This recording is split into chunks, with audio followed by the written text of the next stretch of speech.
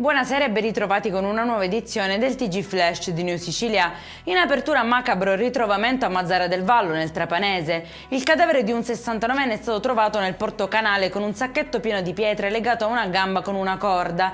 Le indagini sono in corso per stabilire se si sia trattato di un gesto estremo o se dietro la sua morte possano esserci altre circostanze da chiarire. Si sfiora la tragedia a Palermo, dove un uomo è caduto dal quarto piano del Palazzo delle Poste in via Roma. La caduta fortunatamente è stata attutita da una pensilina che si trova al primo piano. Indaga la polizia per ricostruire l'esatta dinamica dei fatti. Scoperta l'ennesima stalla abusiva allestita nel centro storico di Catania, sequestrato un pony e un cavallo puro sangue. Durante la perquisizione sono stati trovati anche numerosi flaconi di farmaci per uso veterinario. Scatta la denuncia per un 36enne.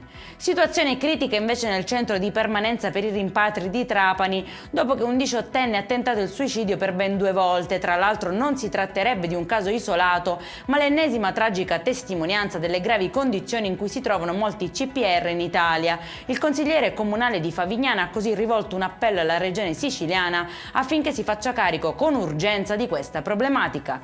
È in chiusura il meteo per la giornata di domani: cieli sereni e poco nuvolosi, ma temperature in drastico calo. A Enna la minima scenderà addirittura sotto lo zero. Per questa edizione è tutto, prossimo appuntamento domani alle 13:30. Buona serata.